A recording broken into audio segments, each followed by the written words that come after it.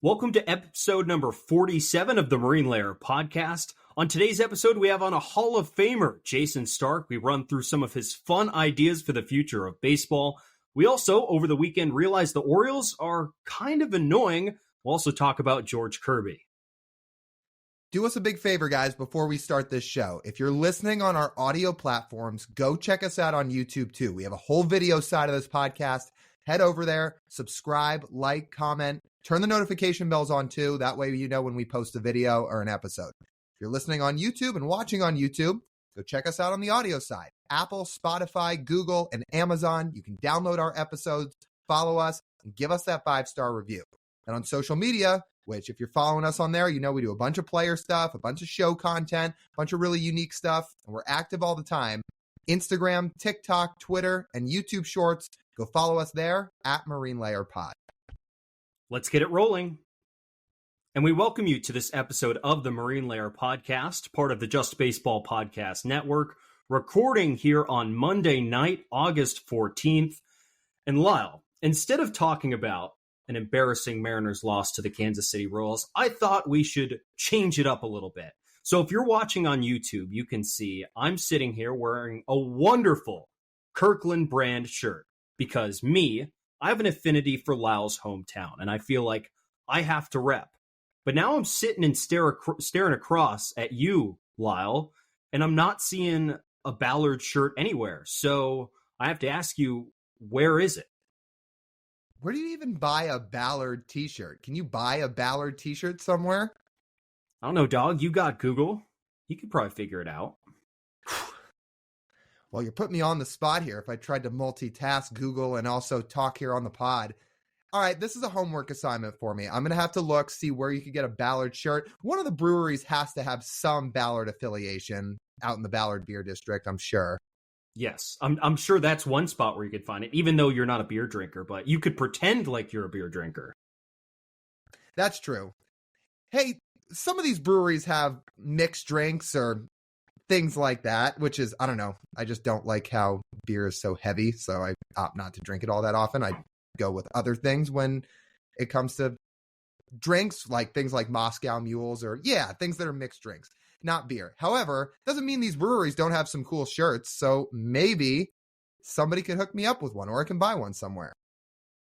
That's good. So I think it would be even enough that one show I wear a Kirkland shirt and you wear a Ballard shirt. So we can say between West Side and East Side, we can essentially, this is us extending our hands in truce. Well, that's great, because before I met you, I didn't realize that all these inner city Seattle people had gripes with people on the East Side, but you've taught me the way that apparently there's beef there. It's probably manufactured, and maybe a lot of it manufactured by myself for a bit on this podcast, but I think it's more fun than if everyone was just at peace, because then where's the fun? Yeah, then there's nothing to talk about. But we're sitting here making things to talk about on the spot here because we don't want to talk about what we just watched on TV tonight, which was, well, we're not going to talk about it, the Mariners and the Royals. Right. Instead of watching the Mariners and Royals tonight, I actually decided to open up Netflix and watch Suits instead. Infinitely more entertaining, and I didn't have to worry about a ninth-inning lead. Well, you're lying. I know you watched. We're just not going to talk about it. Exactly. No, I didn't. Instead, I watched Lawyers in New York City. I thought it was fascinating. Way more entertaining. Wait, now I'm trying to figure out your sarcasm over the computer here. You're texting me live during the game. Yeah, I'm full of shit. Okay. I was not watching Suits. I'll usually watch Suits before I go to bed. Fantastic show, by the way. Not Speak Your Mind, but special shout out here on a non-Speak Your Mind edition. Yeah, that was fucking sad. I don't know how else to say that. Not good. Not good at all. And we're going to talk about the Orioles here. The last 3 games, as we sit here at the time of recording, they've put fans back through the ringer a little bit after ripping off 8 straight.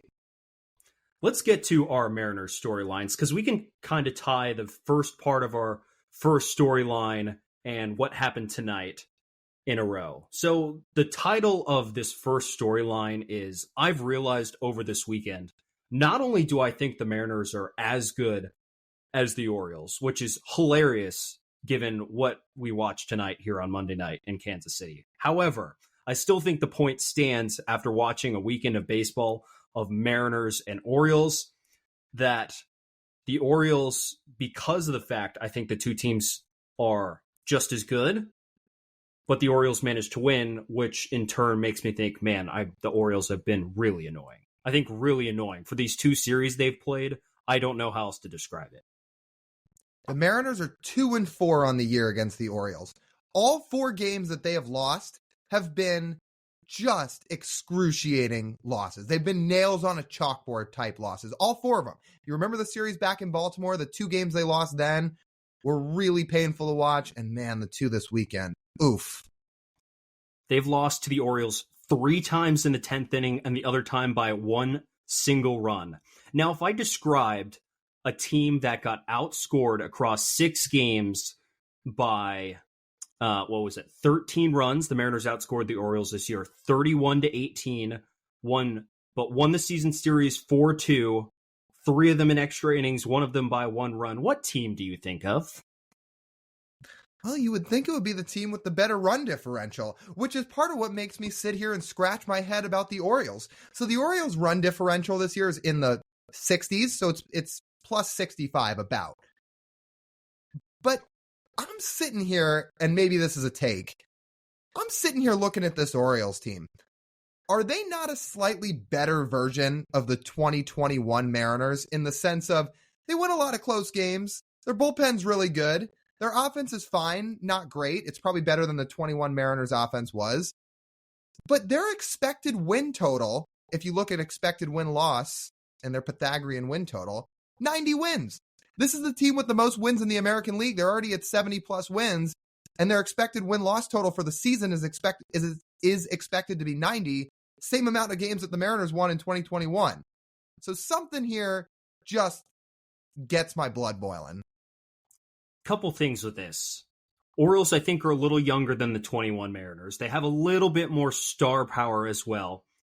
And the back end of the bullpen is a little bit better than that 21 Mariners team. And I think that makes a big difference because it definitely made a big difference in the games they were playing this season. The Mariners got 1 home run off of King Felix Bautista this year, courtesy of Mike Ford. But otherwise, you saw it there on Saturday night. Orioles just let him go out there and win the game. Mariners don't have that caliber of arm in the bullpen because Andres Munoz sure hasn't pitched like it. And not to that caliber, neither is Matt Brash, especially after what he did tonight in Kansas City. So that's a difference right there. 2 innings of utter dominance where the other team has no chance. I'm making you take back the King Felix thing. Sorry, that was kind of sarcastic. It was kind of sarcastic. Well, for those who are listening and maybe can't hear the tone of your voice, I hope you are here publicly taking that back because unacceptable. Sorry, we can have Softy on and tell me I'm full of shit. That's fine. Yeah, like we said, we're going to have to get Softy back on at some point, especially after this Orioles series and all that. So the thing about the Orioles bullpen is you're right that there's more firepower at the back end than the 21 Mariners had. Don't get us wrong. Casey Sadler, Drew Steckenrider, Paul Sewald that year were awesome. Casey Sadler's ERA was below 0.7 in 2021. But they were not the type of arms that Felix Bautista was, or maybe even Yenier Cano. Those 2 guys, when it's 8 and 9, or like on Saturday when Bautista went 2 innings in the 9th and 10th, it just feels like game over. It feels like games are shortened to 7 innings with those guys because they're so locked down. But seemingly the only team that doesn't really seem to care about is that is the Astros, which really just twinges the heartstrings here. It's true. Although if you look by the numbers, the Orioles and Mariners this season, in terms of how they compare, it's pretty close. And there's an argument to be made the Mariners are better. These teams are 13th and 14th in WRC+, so they're neck and neck offensively. The Mariners are the better rotation, clearly. And in terms of bullpen, it's pretty close too. So if you look at ERA, the Mariners have the edge. If you look at FIP and FWAR, the Orioles have the edge. But it's close. I mean, these are both top 5 bullpen units. There's an argument to be made. The Mariners are the better team here, but one way or another, it is really close. And we're talking about the team with the most wins in the American League in the Orioles, and a team that's currently on the outside looking in the Mariners, who have finally started to get hot over the last month. It doesn't feel like the gap is that big. It really doesn't. And you think about truly executing your game plan. So here's the combined numbers of Adley Rutschman, Anthony Santander, and Gunnar Henderson this weekend. Adley was 1 for 14. Santander was 2 for 14. Gunnar Henderson was 0 for 10 this weekend. Now, you're going into this weekend and you're like, I'm circling 3 names in the lineup that we want to keep down and that we want to go after. Well, they did that for the most part. Like, they did their job on the mound to shut down the Orioles, but it didn't really seem to matter, mostly because Cedric Mullins, dude, he's on my shit list now. I've confirmed. I had never had a problem with Cedric Mullins, and personally, absolutely don't have a problem with Cedric Mullins, but he's on my shit list because of Sunday now. Just objectively talking, I think he is supposed to be an A+ dude. So it's not real hate that we have towards Cedric Mullins, but the pure pain he caused all Mariners fans on Sunday, that's where it's stemming from. I mean, that was the catch of the year that he made against Ty France. I haven't seen a better catch this season. Like, the game was won. The Mariners won the game. The ball was over the fence. Well, that would have tied it. Canzone's homer in that scenario, if it goes out, wins it. But you're right that essentially they would have had back-to-back home runs to win it, and Mullins went way over the wall to take that thing back. My goodness. And then he comes up in extras, hits a ball a million feet foul, and we're like, whew, that almost went out. Man, that would have been bad. And then a couple pitches later, he actually straightens it out and just yanks one over the yard. Sad. That's all I have to say. Sad. But good job for the Orioles, man. I mean, they are the most clutch team in baseball. There's no, what's the right word? It's no mystery why they've won all these close games. They're 22-11, I believe now, in one-run games.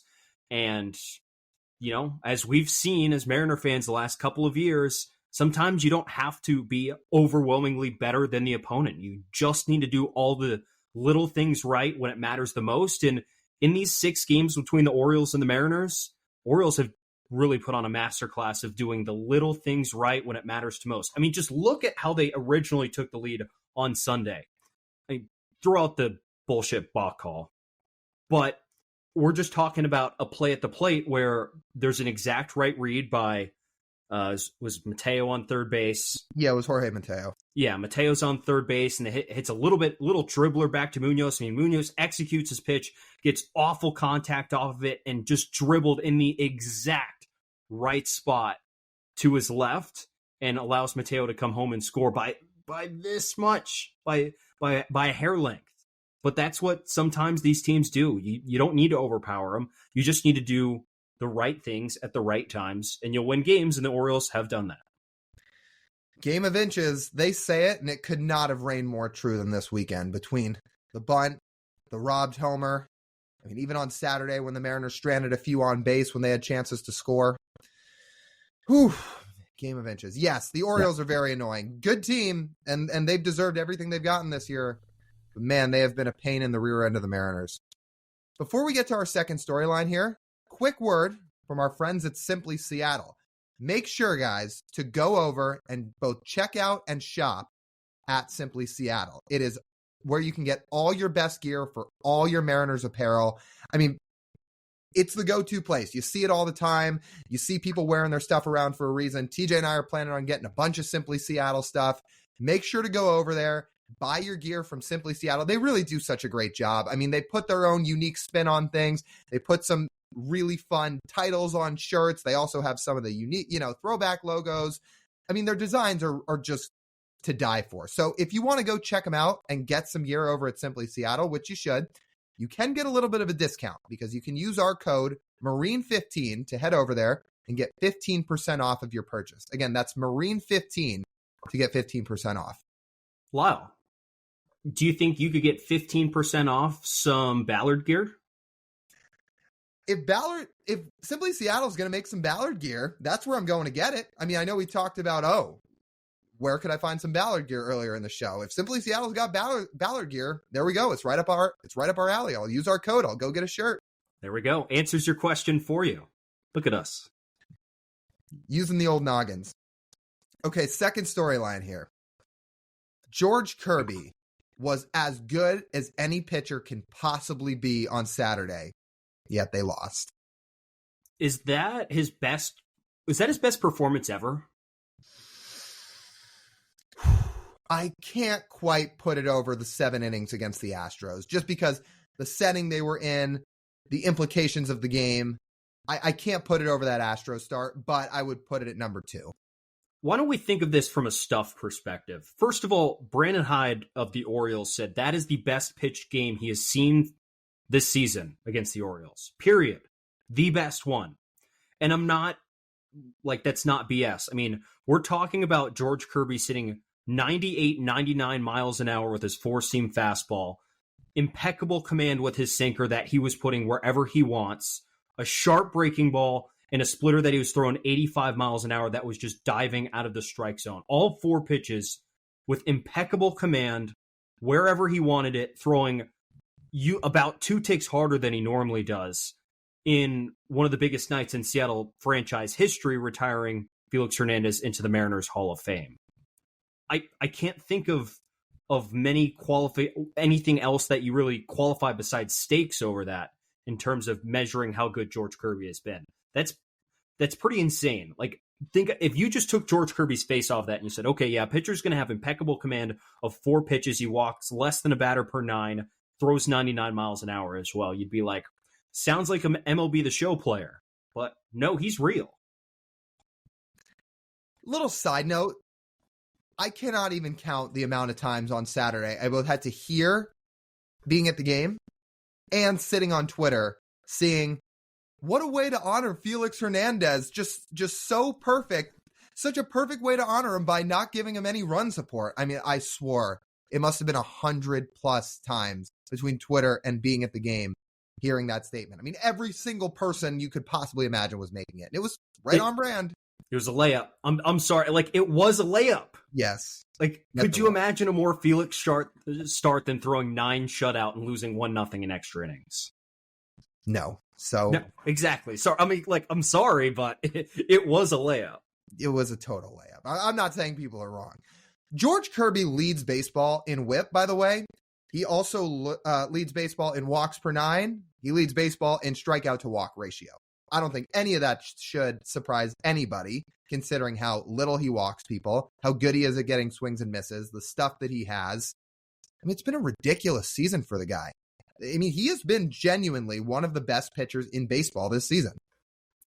Listen to these stats, dog. Last 5 starts for George Kirby.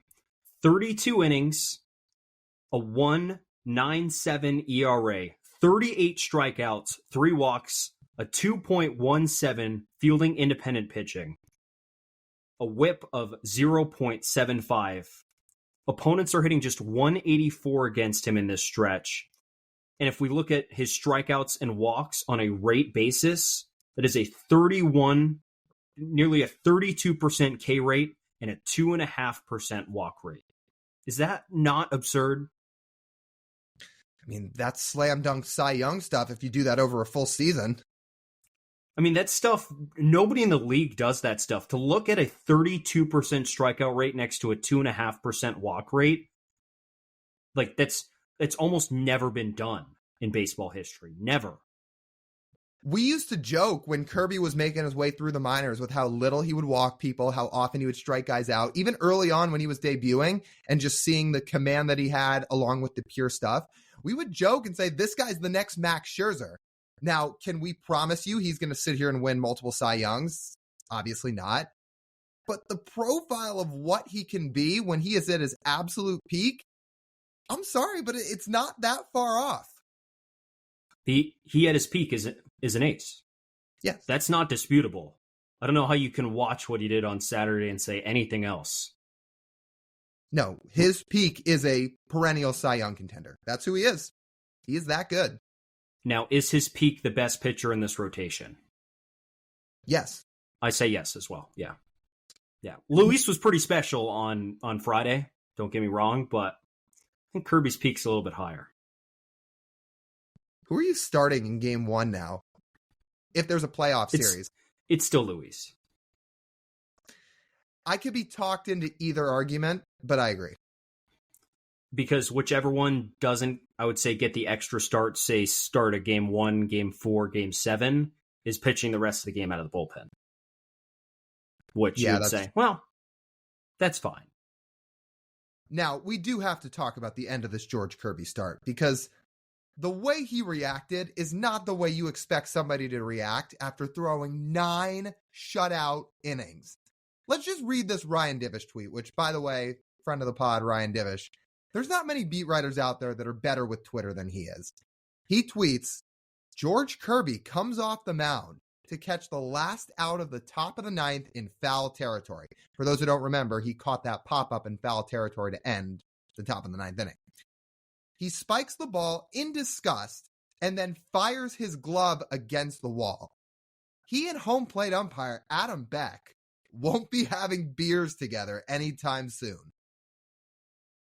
Now, instead of George and Adam Beck having beers, can we get a Ryan Divish, George Kirby sit-down session with multiple beers and lots of storytelling? I think that would be pretty entertaining. Would he agree to something like that? So here's one of the things I've learned about George Kirby just from watching him develop into one of the better big league pitchers in the game, but also just seeing him on a more regular basis, both being out at the ballpark and seeing him just do post-game media sessions. I don't think he really likes the media or talking to the media all that much. So to get him to agree to do a sit-down interview, like away from the field, I don't know. That seems like it might take some coordination, to say the least.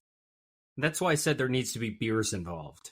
Because, like you said, he's not the biggest fans of the media. However, that means he probably has a lot pent up. I mean, this is just tinfoil hat going on, and this is probably my brain being cooked from sitting inside my 90-degree apartment right now.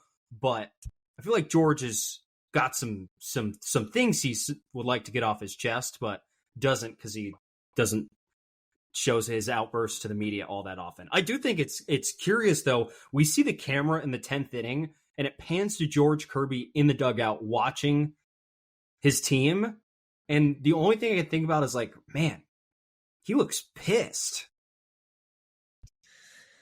I mean, that part may be warranted, thinking I just threw 9 shutout and we still haven't won this game.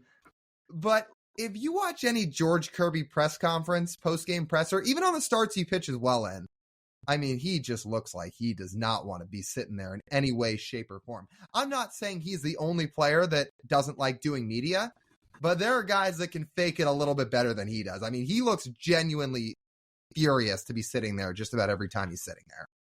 Next time we have Pitching Ninja on, Rob Friedman, we should ask him the secret to cracking a smile out of George Kirby, because he did.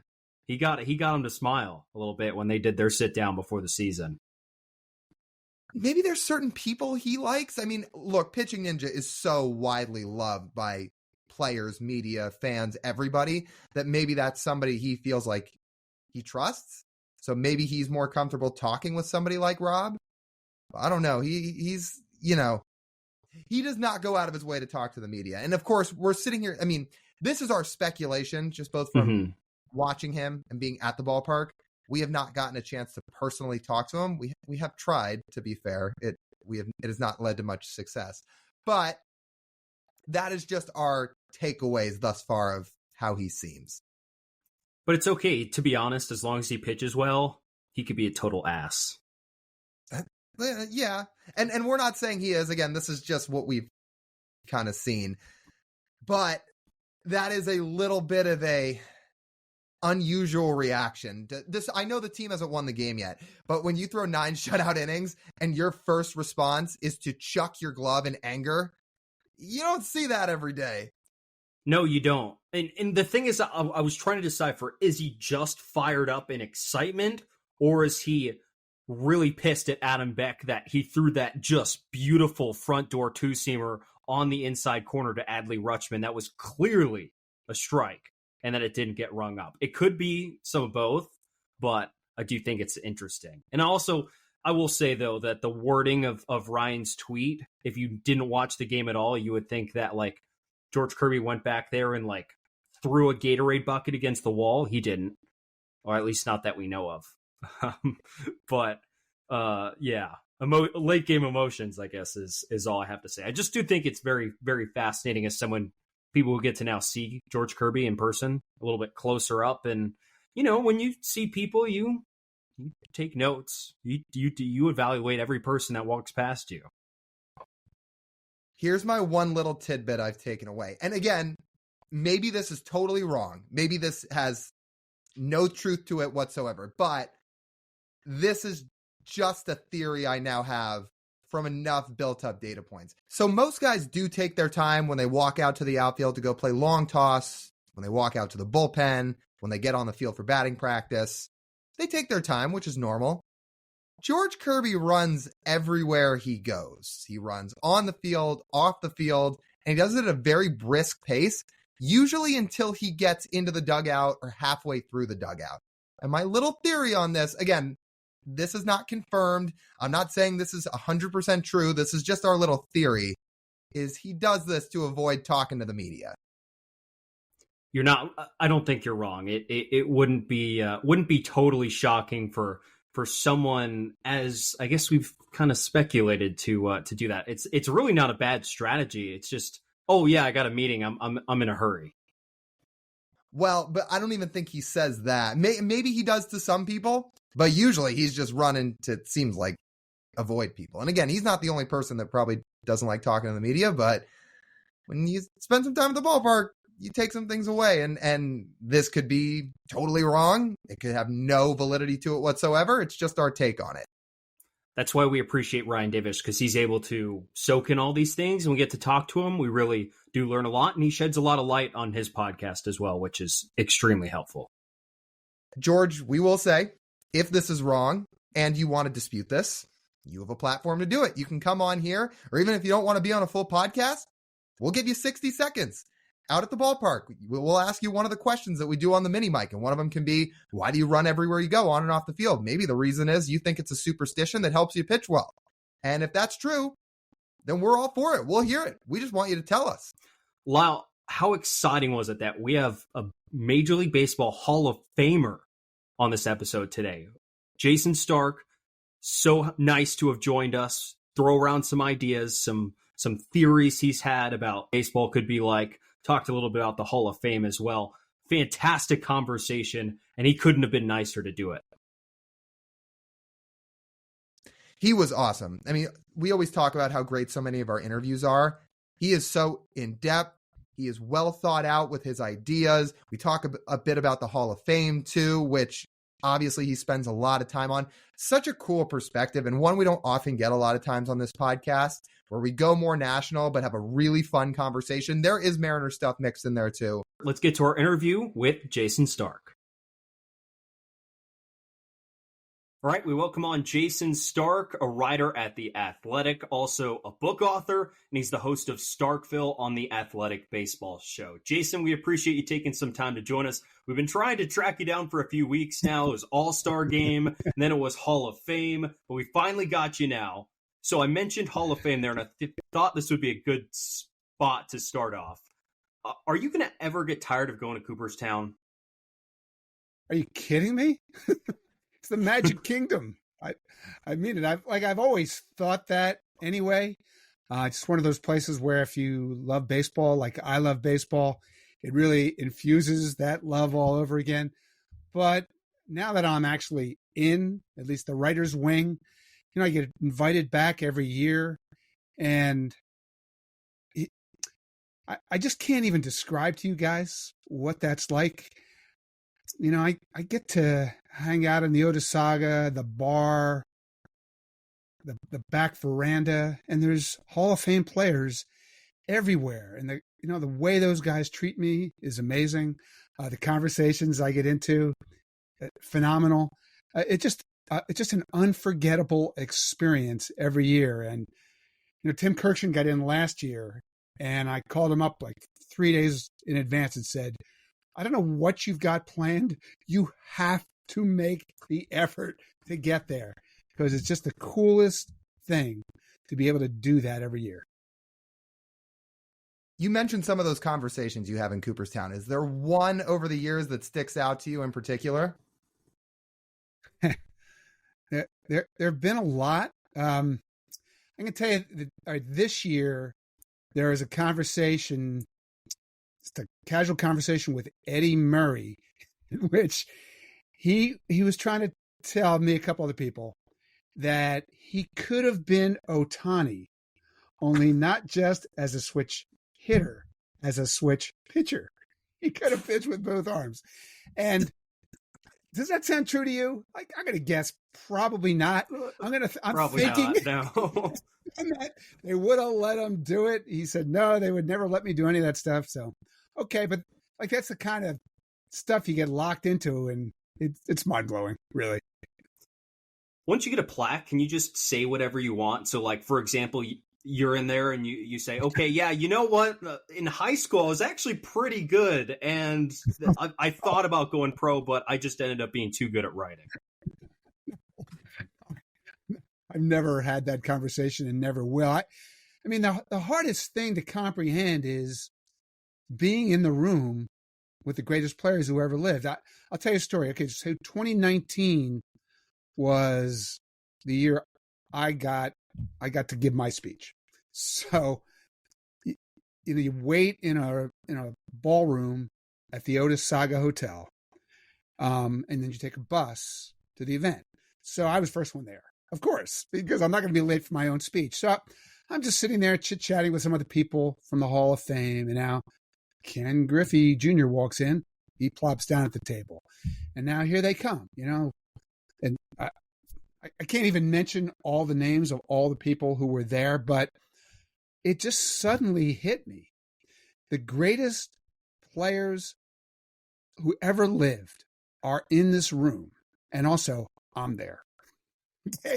And it was really hard to even breathe thinking about that. So I got up, I kind of went over to the side of the room and looked around and took in the scene and thought, I need to take a walk or something. So I decided I'll just go to the men's room. So I start walking down the hall to the men's room, and now Jeff Bagwell gets right beside me, and he's walking with me, and he says, how are you doing?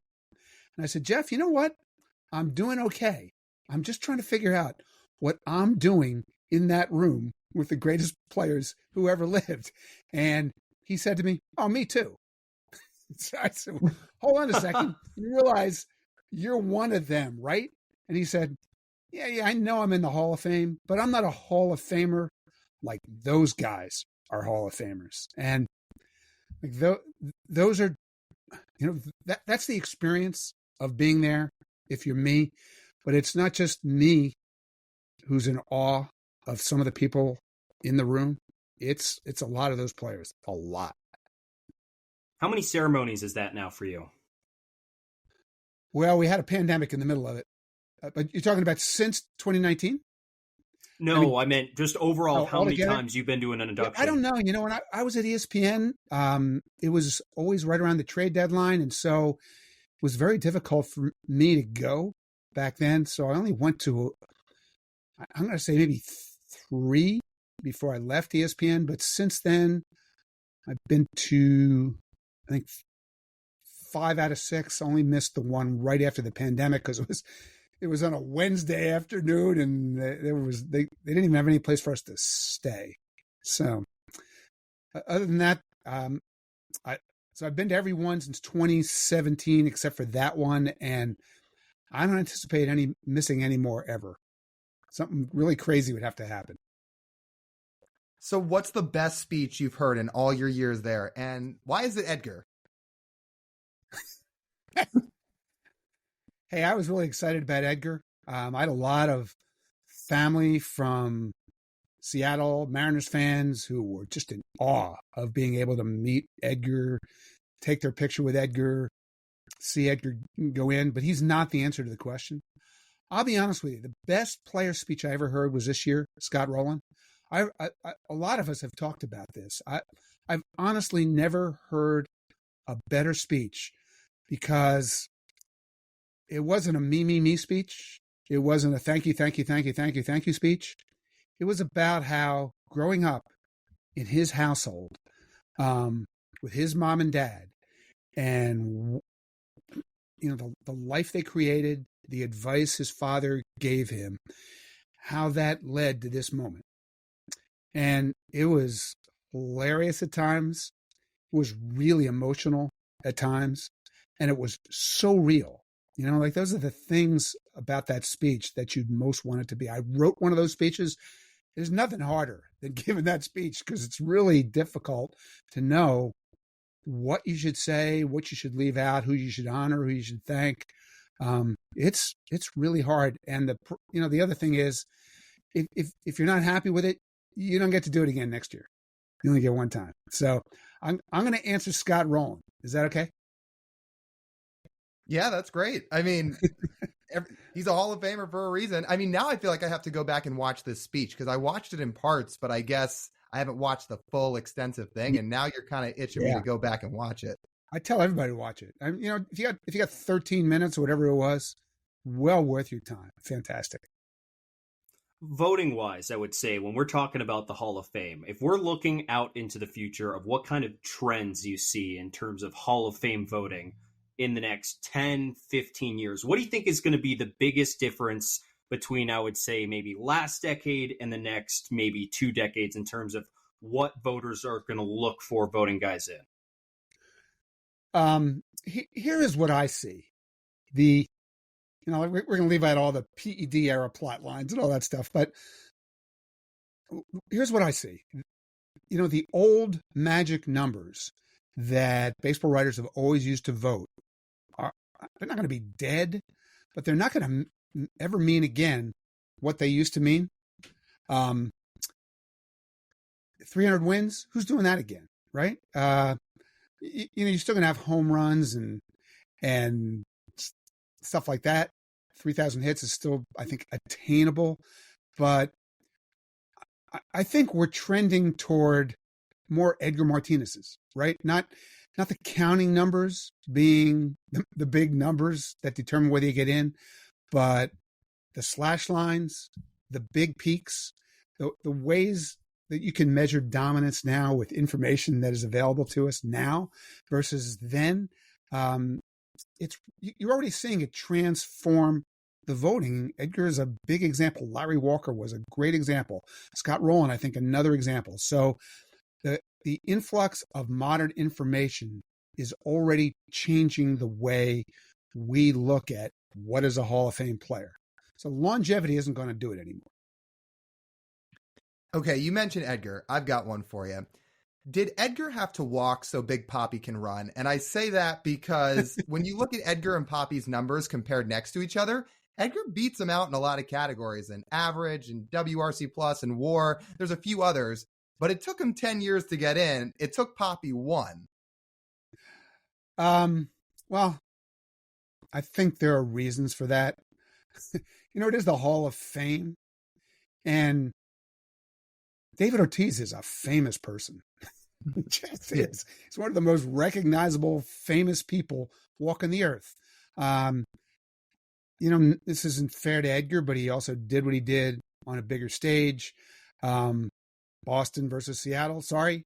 All the Red Sox, Yankees moments, the busting of the curse, the way he played in October. The counting numbers are a little bigger. So I think he's got all that going for him. But I do think Edgar helped him. I really do. I don't think David Ortiz is a first ballot Hall of Famer if Edgar doesn't plow that field for him. Does that make sense? Yeah, definitely. I mean, there had never been a DH before Edgar. So I always wondered how long it would take Papi beforehand, because you're right. Even though Edgar had his one big clutch postseason moment, it was nowhere near the amount that Papi racked up in a bigger market. And then when you combine all the stuff that you just mentioned, yeah, it makes sense. I think that's a fair take. Yeah. And, the other problem with Edgar's greatest postseason moment was, you're talking about 95 against the Yankees, right? Right. That was the year that they put all the games on at the same time. Not everybody got to even see that game or see that moment. It was a dumb idea, but it really hurt Edgar. I wrote a book about a decade ago on the most underrated and overrated players of all time. You know who my most underrated DH of all time was, right? Edgar. Okay. And wrote a lot about that game and that moment. And the idea that a guy could get that hit to beat the New York Yankees in October and have nobody remember it.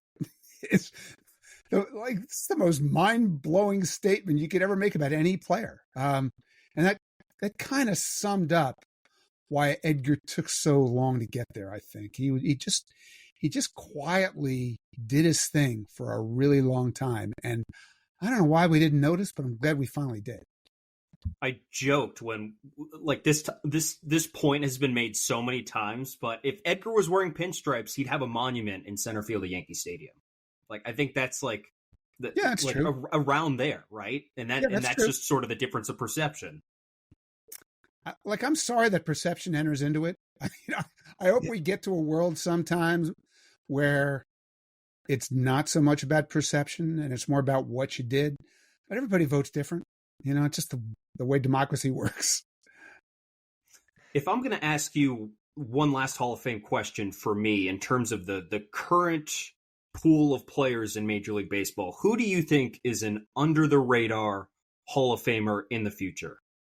Yeah, I just wrote about this. I wrote 2 different columns, I think, if I remember right.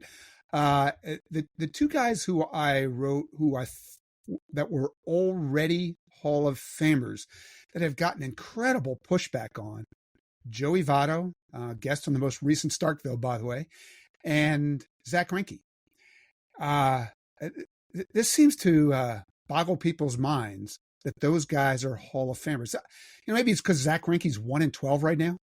It's not very helpful. But Joey Votto led his league in on-base percentage 7 times. And don't we know now that's as valuable as batting average? If he was a 7-time batting champ, the discussion would be over. Everybody who has led his league in on-base that many times is either a Hall of Famer or a steroid guy. And basically everybody who's ever had either of their careers, Joey Votto or Zach Greinke, is a Hall of Famer if there's not some PED connection or they're not still active. I think it's really simple if you look at it in those terms. I've got one more Hall of Fame question for you, too, before we move on. Okay. Are you pro adding a PED wing to the Hall of Fame eventually? And I ask because somebody put it like this a couple years back, and it actually resonated with me for a long time. They said the Hall of Fame is meant to tell a story, not to tell you who the babysitters of baseball were. And that was his argument for putting the PED wing in.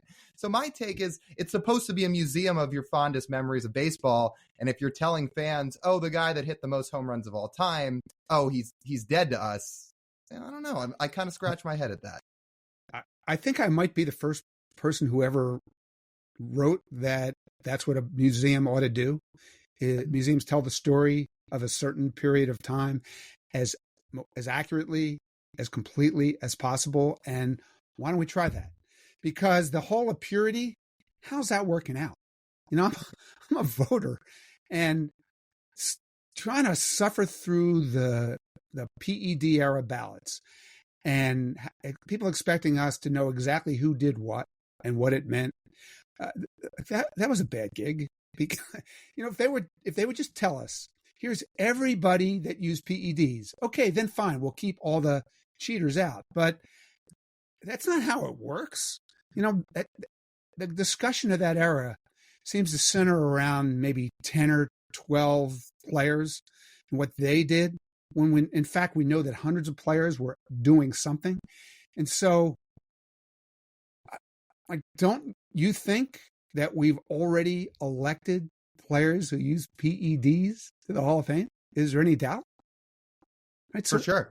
Yeah, so we're bad at being Hall of Purity voters. So I just decided at a certain point, at least for the guys before testing, I was going to vote for the greatest players of their era and let the Hall of Fame figure out how it wanted to handle that. If it wanted to put something on the plaque, Barry Bonds hit more home runs than anyone who ever played, but great, do that. If you want to put up a sign that says this was the PED era, certain players were alleged to have blah, blah, blah. The Mitchell report said blah, blah, blah. So bear that in mind. It's hard to do. It's hard to word the plaque or hard to word that sign, but we're just in denial that stuff existed, that those players played baseball. And just odd to me that you could have a Hall of Fame that apparently is never going to include the guy with the most home runs in the history of baseball, the pitcher with the most Cy Youngs in the history of baseball, the hitter who broke Roger Maris's hallowed record for different reasons, the guy who got the most hits in history. The Football Hall of Fame they'd honor all those players and let people decide on their own what to make of it. I think the Baseball Hall of Fame at some point has to get to that. It's probably going to be after we're all dead, and all the emotions of that time have passed. That's my guess. Speaking of legends, there's this idea that was suggested at All-Star Weekend that you broached into. It's your pinned tweet on your Twitter profile. Yeah. A Legends Home Run Derby, and it just like pops a light into everyone's head of wow. And personally for me, I'm like, well, as long as it replaces the celebrity softball game, I'm all ears for it. But we're sitting here looking at this idea, and I was rereading the article yesterday as we're getting ready for this, and I'm sitting here and thinking this as you got to talk to some people at All-Star Weekend about this and hear all the reaction from it. Is something like this feasible? I think it's going to happen, to be honest with you. The story of it is incredible, really. The whole thing happened so organically, where Ken Griffey Jr. wanders over to the set of MLB Tonight before the Home Run Derby, and Albert Pujols is sitting there. And at a couple different points, it sounds like he thinks he could still win it. He could enter and win it. You have to change the format a little bit, but he said, give him a year to train. He could do it. And Albert said, you do it, I'll do it.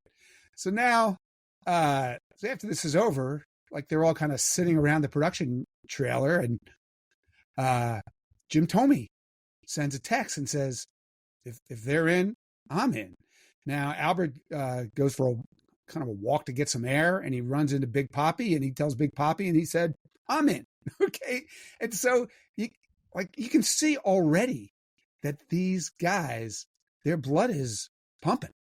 And if they will buy in, I don't see how it's not doable in some form. I mean, the biggest thing, well, two big things. One is somebody's got to sponsor it and pay them.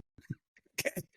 The second thing is you can't do the format of the current Home Run Derby because, like what's Griffey now? He's like 53. 53. Think about how many times Julio swung the bat. 90 times in 3 minutes. He'd separate both shoulders. So we don't want that. Okay. But we do want him to swing. And so my proposal was the same format as the old Home Run Derby. As many home runs as you can hit before you make 3 outs, which is a non-homer. And then just alternate. I think it'd be a really cool event that people would go nuts for. And I honestly don't see why it can happen. And like the strong impression I got when I wrote that is there's a lot of momentum already for it to happen. All I can tell you is one of the first people I ran into when I got to Cooperstown this year was Jim Thome, who I had talked to for this piece. And he looked at me and he said, hey, that column you wrote, that's got a lot of traction. So Jim Thome says it must be true. That means Bonds has to be in this. I was like, there's no way they can keep him out of this. There's no way. I'm totally fine with Bonds, McGuire, whoever. I don't care what people's issues are. I want to see Barry Bonds. I do. Like we're less than, I think, a decade removed from him beating Christian Yelich and Giancarlo Stanton in a home run derby on the backfields of spring training. I do remember that story that he already beat them. So you're not telling me he couldn't win one of these things? I think he could. Yeah, his hat size is a little smaller now, but just a little bit. Pretty talented human. That's all. I've got one request for this. I mean, first off, this would be such an awesome idea. I'd be all for it. I think you're absolutely right that fans would be all for it and a lot of people would tune in. There might be a little bit of Mariners bias behind this, but I feel like we could pick up some steam with this idea. Let's get Ichiro in this thing. I mean, I always wanted to see him in the Derby forever because everybody thinks he could have been good at it. And he still takes batting practice all the time. And he's still working out. I think if he was in this, he would have a shot. I would love that. I used to write all the time about how everybody on those teams wanted Ichiro to be in the Derby and he just wouldn't do it. But like you're seeing such a fun-loving side of Ichiro now that he's not actually playing. I don't see why you couldn't twist his arm with the right format. Right. Where do we draw the line at legend? Because I feel like we only have a certain pool to pick from in this, and we don't want the exact same players doing it every single year. So for it to not get repetitive, where are we drawing the line at? Like, what level of former athlete are we going to let in here? Okay, so like what's your big fear? Like Dan Wilson would be in it or something? Well, it's Dan Wilson is a Mariners legend, but does Dan Wilson, would he represent on an all-star stage in someone else's park besides T-Mobile? Yeah, you'd want more than that. I mean, Hall of Famers, that would be ideal, right? You could say multi-time all-stars, former Derby winners, that kind of thing. Like when I was going through, I kind of made up some teams, and that was like my first criteria. Did you win a Derby? And that's always a good selling point. Doesn't this sort of fit the criteria? You know what a non-legend is when you see one. So somebody have to have veto power. Should we give it to Griffey? He's pretty sure nobody's a legend, so he'd be good. Is there a cutoff time you'd have to be retired out of baseball before entering this thing, or are you all for letting Pujols in right now, despite just getting out of it? I don't care. Like, I think there's going to be a lot of peer pressure type stuff, and I mean, it is kind of an advantage. Albert won a round in the Home Run Derby last year, and then he would be in the Legends Derby next year. So it's a little shaky, but I personally don't care. If we let in 2 guys who just retired and 6 guys who retired 10 years ago, and the guys who just retired always win, we could adjust as we go along. Just get it going. Again, as long as it replaces the celebrity softball game, I think it's going to be a massive hit. Just take those sponsors and give it to them.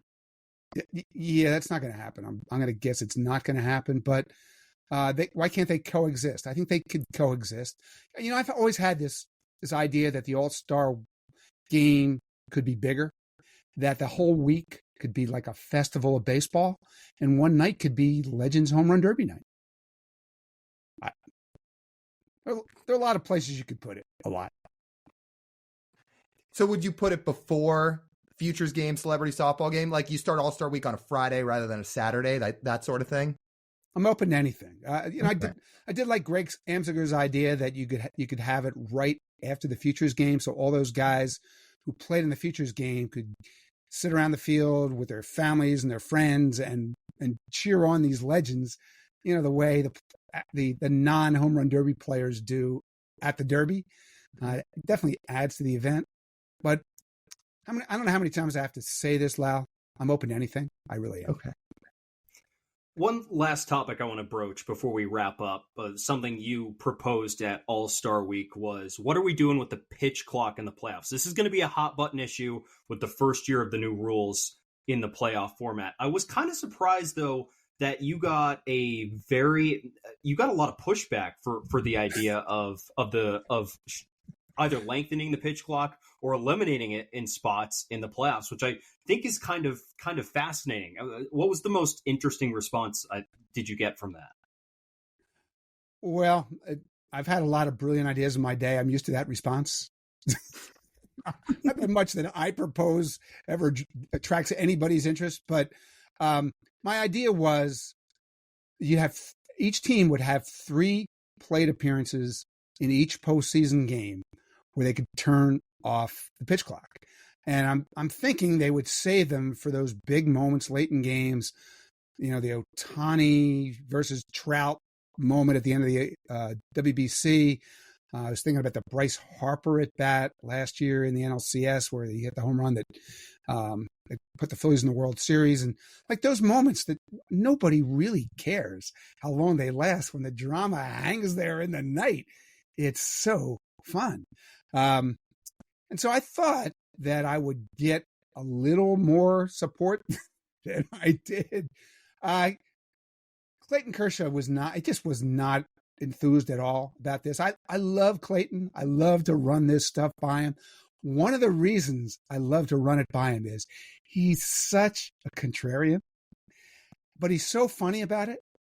And so I knew this was coming, but I just waited for him to show up at his locker.